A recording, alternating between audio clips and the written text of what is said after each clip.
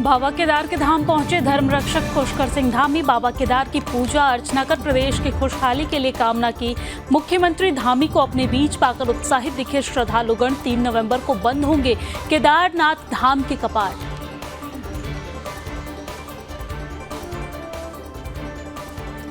BJP ने CM Pushkar Singh Dhami के वादे को दोहराया। सीएम धामी का बजट सत्र भू कानून लाने का वादा। बीजेपी के प्रदेश मीडिया प्रभारी मनवीर चौहान ने कहा कि भू कानून ऐतिहासिक होगा। विपक्षी दल भी कर रहे भू कानून को लाने की मांग।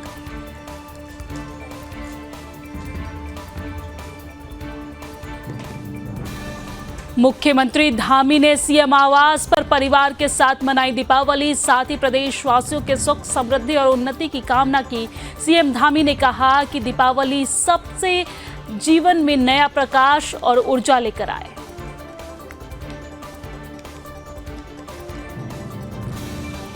हल्द्वानी में भारतीय बलिदानी जीवन के सम्मान में कार्यक्रम का आयोजन किया गया, जहां पर एक दिया बलिदानियों के नाम अभियान चलाया गया। 51,000 मिट्टी के दिए और मोमबत्ती के पैकेट बांटे गए। दिए जलाकर बलिदानी जवानों को श्रद्धांजलि दी गई। उत्तरकाशी में हुए हिंदुओं पर लाठीचार्ज के विरोध में गंगोत्री विधायक ने चुप्पी तोड़ी। 24 अक्टूबर अवैध मस्जिद के खिलाफ महारैली में सनातनियों पर पुलिस ने किया था लाठीचार्ज। विधायक ने हिंदुओं पर हुए लाठीचार्ज को बेहद दुर्भाग्यपूर्ण बताया। केदारनाथ विधानसभा उपचुनाव की उल्टी गिनती शुरू। 20 नवंबर को होगा चुनाव। सीट पर बीजेपी कांग्रेस में सीधा मुकाबला। बीजेपी प्रत्याशी आशा नौटियाल ऊखीमठ और कांग्रेस प्रत्याशी मनोज रावत केदारनाथ से करेंगे जनसंपर्क की शुरुआत। केदारनाथ विधानसभा उपचुनाव को लेकर बीजेपी उपाध्यक्ष देवेंद्र भसीन का दावा। केदारनाथ सीट पर बीजेपी प्रत्याशी की होगी जीत। कांग्रेस को मिलेगी करारी हार। बीजेपी ने केदारनाथ सीट से पूर्व विधायक आशा नौटियाल को बनाया प्रत्याशी। सैनिक कल्याण मंत्री गणेश जोशी ने सैनिक के साथ मनाई दीपावली। मिठाई खिलाकर दी दीपोत्सव की बधाई। सैनिक मंत्री ने कहा, सैनिक का सम्मान करना हम सबका कर्तव्य है। जवानों की वजह से पूरा देश चैन की नींद सोता है।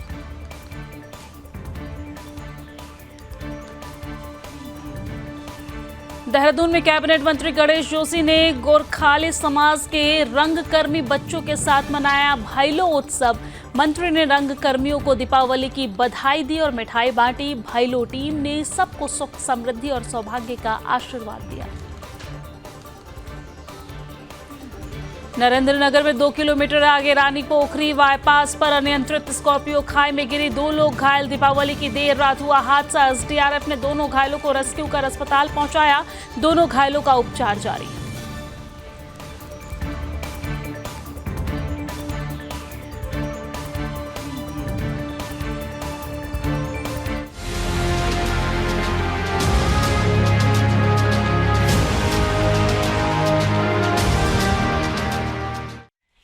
नमस्कार, सुदर्शन न्यूज पर अपना उत्तराखंड देख रहे हैं आप। मैं हूं आपके साथ दिव्या सिंह। बुलेटिन की शुरुआत बड़ी खबर के साथ करेंगे। बड़ी जानकारी सामने आ रही है कि अनियंत्रित स्कॉर्पियो खाई में गिरी है। 2 लोग घायल बताए जा रहे हैं। तो ये बड़ी और अहम जानकारी हम आप तक पहुंचा रहे हैं, जहां पर अनियंत्रित स्कॉर्पियो खाई में गिरी।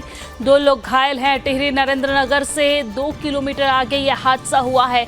एसडीआरएफ ने दोनों घायलों का रेस्क्यू किया है। दोनों घायलों का अस्पताल में उपचार जारी है। खबर टिहरी से है, जहां पर दीपावली की देर रात टिहरी जनपद के नरेंद्रनगर से 2 किलोमीटर आगे स्कॉर्पियो दुर्घटना का शिकार हो गई है।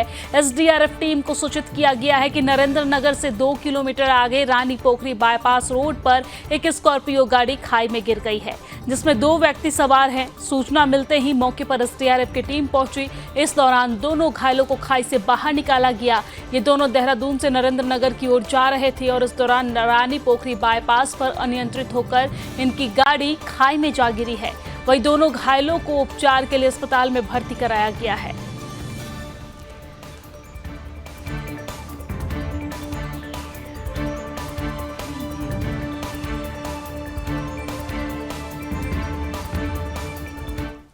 और चलिए अब आगे बढ़ते हुए बात केदारनाथ धाम की करते हैं। केदारनाथ धाम यात्रा अपने अंतिम चरण में है। 3 नवंबर को श्री केदारनाथ धाम के कपाट बंद होंगे। सुबह 8:30 में बंद किए जाएंगे कपाट और इसी क्रम में धर्मरक्षक पुष्कर सिंह धामी बाबा केदार के धाम पहुंचे हैं। मुख्यमंत्री पुष्कर सिंह धामी को अपने बीच पाकर श्रद्धालुगण काफी उत्साहित दिखे हैं। आपको ये जानकारी दे दें कि दीपावली पर्व के अवसर पर मुख्यमंत्री पुष्कर सिंह धामी ने केदारनाथ धाम पहुंचकर बाबा केदार के दर्शन किए। मुख्यमंत्री पुष्कर सिंह धामी ने पूजा अर्चना कर बाबा केदार से प्रदेशवासियों के सुख समृद्धि व मंगल की प्रार्थना की है। इस दौरान देश भर से बड़ी संख्या में श्रद्धालु यहां पर नजर आए। स्थानीय दुकानदार और पुरोहितगणों से भी बातचीत कर व्यवस्थाओं के संबंध में फीडबैक मुख्यमंत्री पुष्कर सिंह धामी ने ली है। मुख्यमंत्री ने कहा है कि इस वर्ष आई आपदा के बाद भी प्रशासन द्वारा की गई बेहतर व्यवस्थाओं के फलस्वरूप केदारनाथ धाम में आने वाले श्रद्धालुओं की संख्या ने नया कीर्तिमान स्थापित किया है। सुगम, सुरक्षित और सुव्यवस्थित चार धाम यात्रा हमारी सरकार की सर्वोच्च प्राथमिकता है।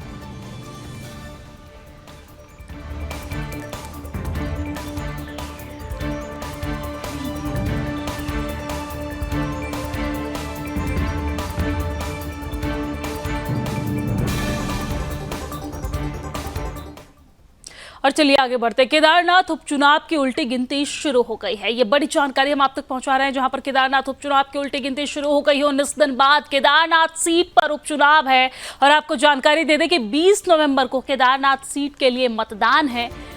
सीट पर बीजेपी कांग्रेस में सीधा मुकाबला नजर आ रहा है। प्रत्याशियों के जनसंपर्क कार्यक्रम शुरू हो गए हैं। कांग्रेस प्रत्याशी मनोज रावत केदारनाथ दर्शन करेंगे और आपको ये भी बता दें, दर्शन के साथ ही जनसंपर्क की वो शुरुआत करेंगे। बीजेपी प्रत्याशी आशा नौटियाल ऊखीमठ से जनसंपर्क करेंगी। केदारनाथ सीट पर 20 नवंबर को मतदान है, 23 को परिणाम है। तो बड़ी और अहम जानकारी, जहां पर 2 राज्यों में विधानसभा का चुनाव है, उसी के साथ कई सीटों पर उपचुनाव भी है। उत्तराखंड की एक सीट, केदारनाथ सीट, जहां पर उपचुनाव है और इसको लेकर तैयारियां जोरों पर है। इसी के साथ आपको बता दें कि भारतीय जनता पार्टी की तरफ से पूर्व विधायक प्रत्याशी आशा नौटियाल चुनावी मैदान में है, तो वहीं कांग्रेस की तरफ से मनोज रावत चुनावी मैदान में है। दोनों के बीच कांटे की टक्कर देखने को मिल रही है। सीधा मुकाबला है कांग्रेस और भारतीय जनता पार्टी की तरफ से। आपको बता दें कि इससे पहले यहां से भारतीय जनता पार्टी की विधायक जो है वो थी, लेकिन उनके निधन के बाद ये सीट खाली था, जिस पर चुनाव की घोषणा की गई। और अब यहाँ पर 20 नवंबर को मतदान है, 23 को परिणाम आना है और इसको लेकर यहां पर तैयारियां शुरू हो गई है। बीजेपी प्रत्याशी आशा नौटियाल जनसंपर्क करेंगी ऊखीमठ से, तो वही कांग्रेस के प्रत्याशी मनोज रावत भी केदारनाथ में सबसे पहले दर्शन करेंगे और उसके बाद वो जनसंपर्क शुरू करेंगे। यानी कि बहुत कम समय रह गया है। 20 नवंबर को मतदान है, 23 को परिणाम है और इसी को लेकर यहाँ पर राजनीति भी तेज है। तैयारियां लगभग पूरी हो चुकी है चुनावी मैदान में उतरने को लेकर, और अब चुनावी मैदान में मनोज रावत और आशा नौटियाल के बीच सीधा मुकाबला है।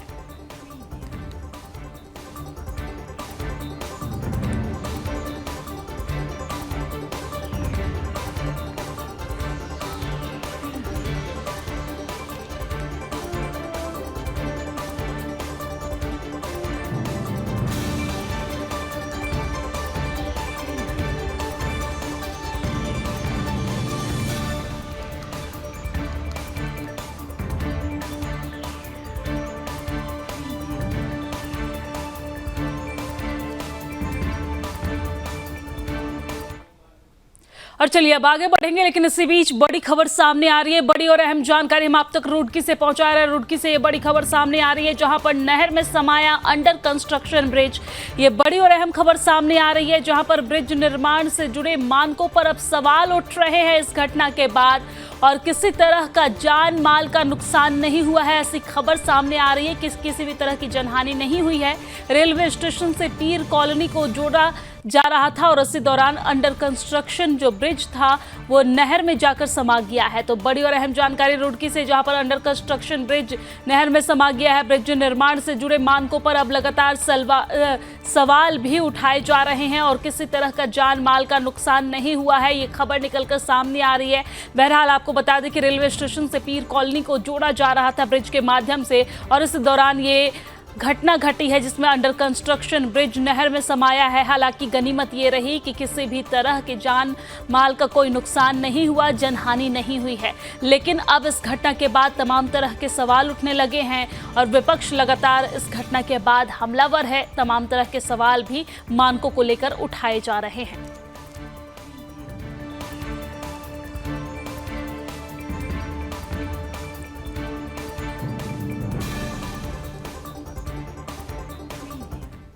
तो चलिए अब आगे बढ़ते हैं। केदारनाथ विधानसभा सीट पर हो रहे उपचुनाव में भारतीय जनता पार्टी ने पूर्व विधायक और बीजेपी महिला मोर्चा की प्रदेश अध्यक्ष आशा नौटियाल को प्रत्याशी बनाया है। बीजेपी ने दावा किया है कि इस बार कांग्रेस को करारी हार मिलेगी और बीजेपी प्रत्याशी भारी बहुमत से जीत दर्ज करेगी। वहीं भारतीय जनता पार्टी ने पार्टी में भीतरघात जैसी बातों को सिरे से खारिज किया है। हालांकि पार्टी हर स्तर से चुनावी प्रचार को धार देने में जुटी हुई है। प्रदेश उपाध्यक्ष डॉक्टर देवेंद्र भसीन ने कहा है कि इस चुनाव में भारतीय जनता पार्टी की जीत होगी। उन्होंने ये भी कहा है कि कांग्रेस बद्रीनाथ और मंगलौर विधानसभा सीट का हवाला दे रही है, जबकि ये दोनों सीट पहले से ही कांग्रेस के पास थी, लेकिन हमने वहां पर अच्छा प्रदर्शन किया है।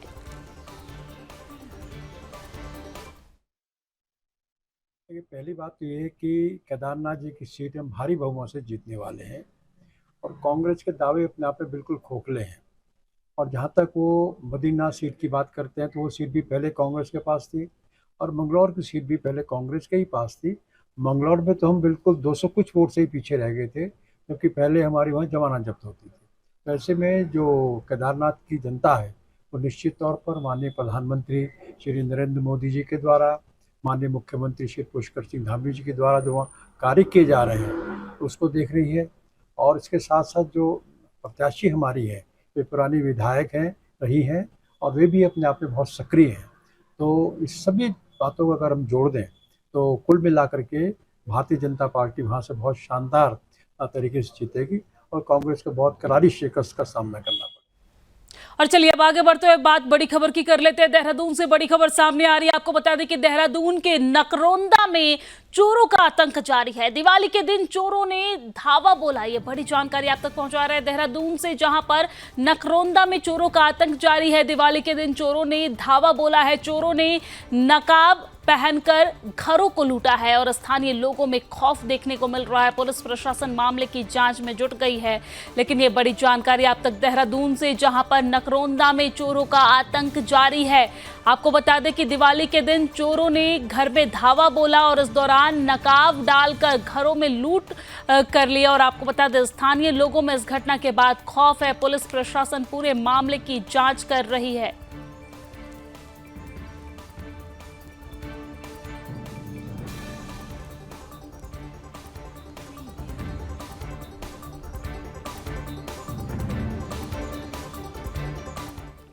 और अब आगे बढ़ते हैं। खबर देहरादून से है, जहां पर देहरादून छावनी में सैनिक कल्याण मंत्री गणेश जोशी ने दीपावली का पर्व वहां तैनात सैनिकों के साथ बड़े उत्साह के साथ मनाया है। सैनिक कल्याण मंत्री ने जवानों को मिठाई खिलाई और उन्हें दीपोत्सव की बधाई दी है। मंत्री ने कहा कि प्रधानमंत्री नरेंद्र मोदी और मुख्यमंत्री पुष्कर सिंह धामी हर साल जवानों के साथ दिवाली मनाते हैं। उन्होंने ये भी कहा कि सैनिक कल्याण मंत्री होने के नाते उनका प्रयास रहता है कि वो अपनी दीपावली हमेशा भारतीय सेना के जवानों के साथ मनाए। सैनिक कल्याण मंत्री ने अपनी सैन्य सेवा के दौरान कई सीमाओं पर दिवाली पर्व की यादों को भी ताजा किया है। सैनिक कल्याण मंत्री ने कहा है कि सेना और अर्धसैनिक बलों के जवान दुर्गम क्षेत्रों में कठिन परिस्थितियों में देश की रक्षा के लिए काम करते हैं और इन जवानों की वजह से ही पूरा देश चैन की नींद सोता है। जवान अपने परिवार से दूर रहकर जिस बहादुरी और साहस के साथ अपने कर्तव्यों का पालन करते हैं वो काबिले तारीफ है। उन्होंने ये भी कहा है कि सैनिकों का सम्मान करना हम सभी का कर्तव्य है।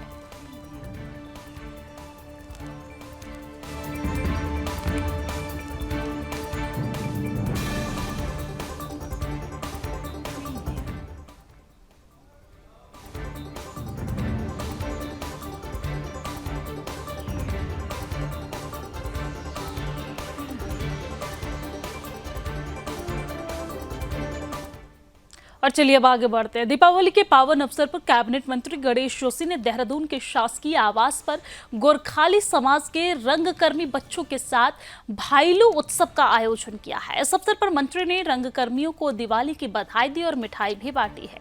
आपको बता दें कि भाईलो पर्व को आमतौर पर लक्ष्मी पूजा की रात महिलाएं और युवतियां करती है, जबकि अगली रात देवसी को युवक और पुरुष करते हैं। हालांकि पिछले वर्षों के दौरान इसे महिलाओं और पुरुष दोनों ही सामूहिक रूप से मना रहे हैं।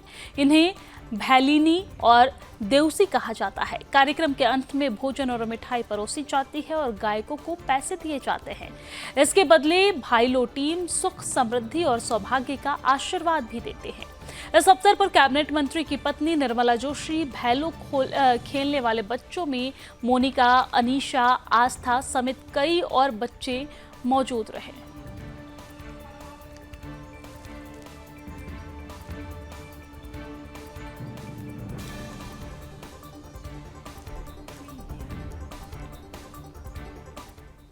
और चलिए अब आगे बढ़ते हुए बात केदारनाथ उपचुनाव की कर लेते हैं, जहां पर केदारनाथ विधानसभा उपचुनाव के बीच भारतीय जनता पार्टी ने मुख्यमंत्री पुष्कर सिंह धामी की भू कानून को लेकर किए गए वादे को भी दोहराना शुरू कर दिया है। आपको जानकारी दे दें कि भारतीय जनता पार्टी के प्रदेश मीडिया प्रभारी मनवीर चौहान ने कहा है कि मुख्यमंत्री पुष्कर सिंह धामी आगामी बजट सत्र में भू कानून को लाने के काम को लेकर जो वादा किया है, तो वो ऐसा सशक्त भू कानून होगा कि निकट भविष्य में कभी उसे लेकर परिवर्तन नहीं करना पड़ेगा।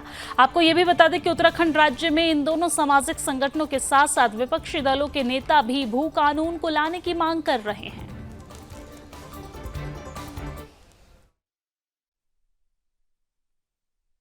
मुझे लगता है जो आदरणीय मुख्यमंत्री पुष्कर सिंह धामी जी ने कहा है कि जो आगामी हमारा बजट सत्र होगा उसमें जो भू कानून आएगा वो भविष्य में कभी दोबारा भू कानून में परिवर्तन करने की जरूरत नहीं होगी और सबसे अच्छा, कड़ा और प्रदेश के हित के लिए, प्रदेश की जनता के हित के लिए वो भू कानून आने वाला है।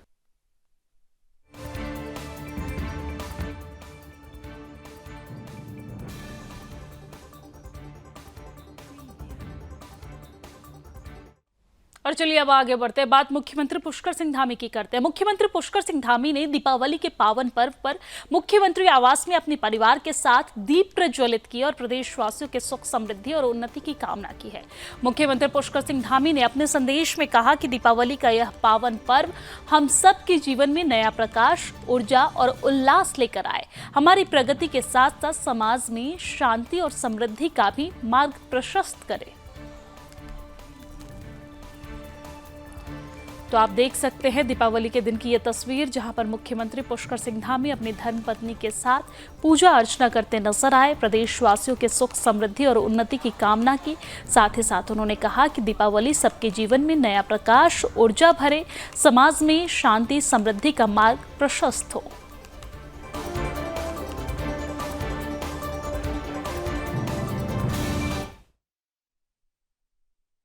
नमस्कार। भारतीय संस्कृति, सामाजिक सद्भावना, सुख, समृद्धि और संपन्नता के प्रतीक दीपावली के पावन पर्व की आप सभी को हार्दिक शुभकामनाएं। दीपावली के इस प्रकाशोत्सव पर भगवान श्री गणेश और मां लक्ष्मी जी का आशीर्वाद आप पर सदैव बना रहे और आपके जीवन में सुख, समृद्धि, शांति एवं आरोग्य का संचार हो, यही मेरी कामना है। आदरणीय प्रधानमंत्री श्री नरेंद्र मोदी जी के वोकल फॉर लोकल के मंत्र को आत्मसात करते हुए इस दीपावली हमारे प्रदेश के स्थानीय उत्पादों को प्रोत्साहन देते हुए राज्य के लोक पारंपरिक शिल्पकारों की कला को राज्य ही नहीं बल्कि राष्ट्रीय एवं अंतर्राष्ट्रीय स्तर पर पहचान दिलाने के लिए पूर्ण मनोयोग से अपनी भागीदारी सुनिश्चित करें और खरीदारी करते समय अधिक से अधिक स्थानीय उत्पादों को प्राथमिकता दें। दीपावली का यह पर्व आपके जीवन में धन, वैभव, यश, ऐश्वर्य और संपन्नता लेकर आए। इन्हीं मंगल कामनाओं के साथ एक बार पुनः आप सभी को दीपावली, गोवर्धन पूजा, भाई दूज और छठ पूजा की हार्दिक शुभकामनाएं। और चलिए अब आगे बढ़ते हैं। खबर हल्द्वानी से है, जहां पर एक श्रेष्ठ समाज संस्था ने दीपावली पर भारतीय सेना के बलिदानी जवानों के सम्मान में खास कार्यक्रम आयोजित किया है। इस मौके पर संस्था ने कालाढूंगी चौराहे पर एक दिया बलिदानियों के नाम अभियान के तहत 51,000 मिट्टी के दिए और मोमबत्ती के पैकेट बांटे हैं।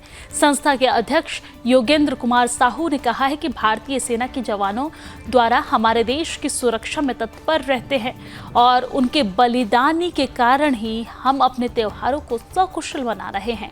हमें उनके प्रति अपनी श्रद्धा व्यक्त करनी चाहिए और उनके बलिदानी को कभी नहीं भूलना चाहिए। इस पहल के माध्यम से आज सभी भारतीयों को बलिदानी जवानों को याद करने और उनके प्रति सम्मान व्यक्त करने का अवसर मिला है। कार्यक्रम के अंतर्गत दिए जलाकर बलिदानी जवानों को श्रद्धांजलि दी गई, जिससे सभी ने एकजुटता और कृतज्ञता का भाव प्रकट किया।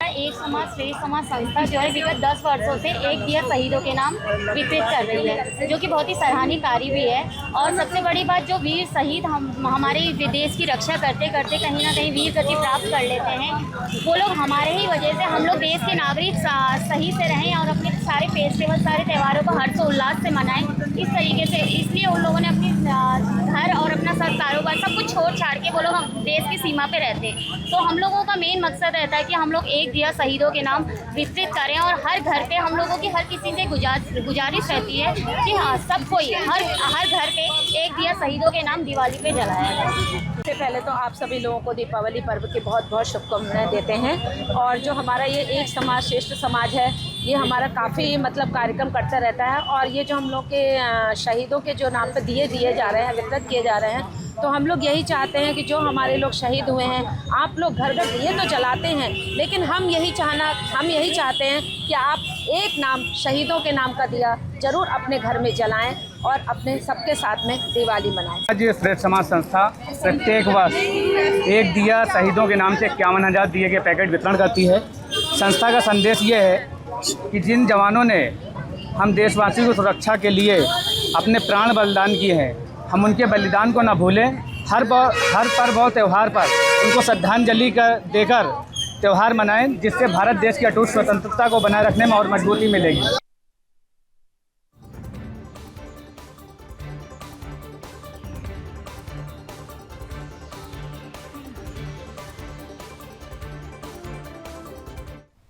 और चलिए अब आगे बढ़ते हैं, बात उत्तरकाशी की करते हैं, जहां पर हिंदू सनातनियों पर हुई बर्बरतापूर्वक लाठीचार्ज पर आखिरकार गंगोत्री विधायक ने चुप्पी तोड़ दी है।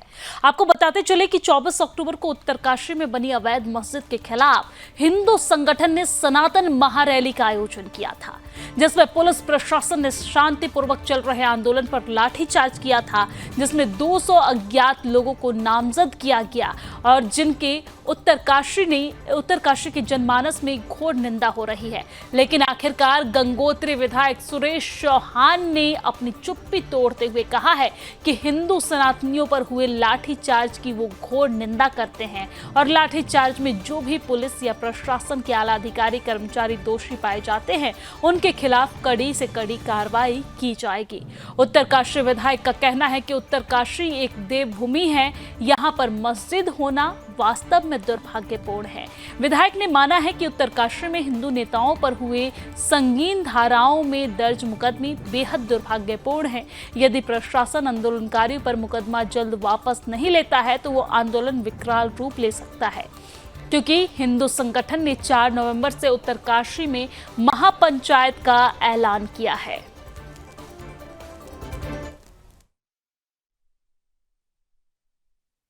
देखिए, जो हमारे हिंदू संगठनों के द्वारा 24 तारीख को शांतिप्रिय ढंग से जो जुलूस निकाला जा रहा था, उसमें जो पुलिस के द्वारा जो लाठियां भाजी गई, उसकी मैं घोर निंदा करता हूं।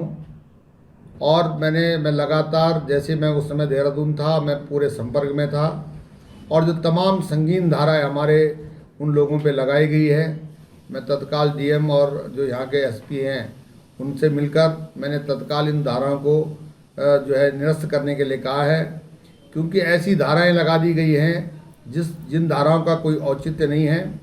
और अगर हिंदू संगठन के साथ इन धाराओं को वापस नहीं लिया गया तो मैं इस संबंध में माननीय मुख्यमंत्री से भी वार्ता की और उनको खुद मिला, लेकिन उत्तरकाशी जो बहुत शांत प्रिय नगरी है और इस तरह की जो पहली बार इस तरह की घटना हुई है, इसमें जो भी अधिकारी हो, पुलिस वाला हो, कोई भी हो, जो इसमें गलत पाया गया उसके खिलाफ जो उच्च स्तरीय जांच मैं कराऊंगा।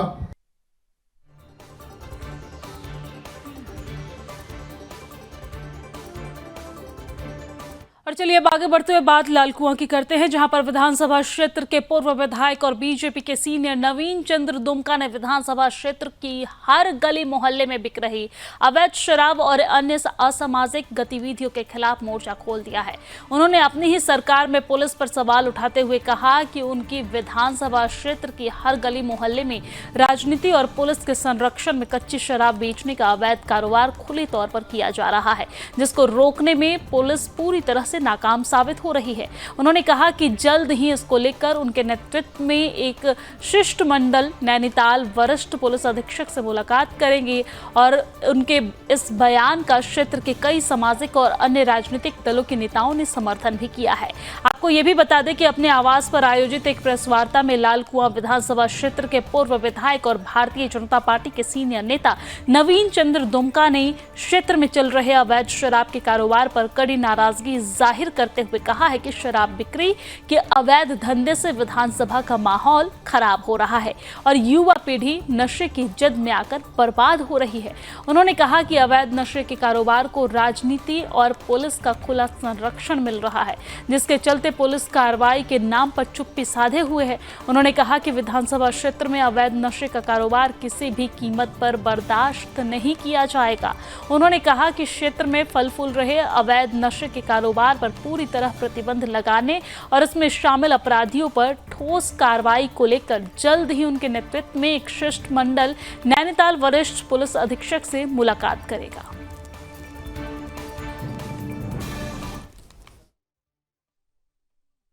शिकायत तो है, जब भी मैं भी यहाँ बहुत सारे लोग क्षेत्र में घूमते हैं तो शराब की अवैध बिक्री की चर्चा बहुत तेज़ी से इलाके में है और मैं समझता हूँ कि दो ही तरीके से रुक सकती है, या तो सरकार प्रशासन और पुलिस का तगड़ा डंडा इनके ऊपर हो और या फिर लोग जत्थों में इकट्ठे होकर के इस टाइप की जगह जगह पर जो स्पॉट बने हैं उनको घेर लें, उनको हतोत्साहित करें, उनको चेतावनी दें। इससे भी यह जन संगठन और जन विरोध से भी इस टाइप की घटनाएं बंद हो सकती हैं, लेकिन पुलिस प्रशासन का फिर भी साथ चाहिए। इस मामले में शीघ्र ही हम लोग एक शिष्टमंडल लेकर के यहाँ के एसएसपी महोदय से मिलने वाले हैं और उनसे आग्रह करेंगे कि जिस प्रकार उन्होंने गैंगस्टर गैंग में कार्रवाई की, वैसी शराब के व्यवसाय पर भी कार्रवाई करके इलाके को राहत दिलाएं। और इसी के साथ अपना उत्तराखंड की खबरों में फिलहाल इतना ही। देश और दुनिया की तमाम खबरों के लिए आप देखते रहिए सुदर्शन न्यूज। जय हिंद।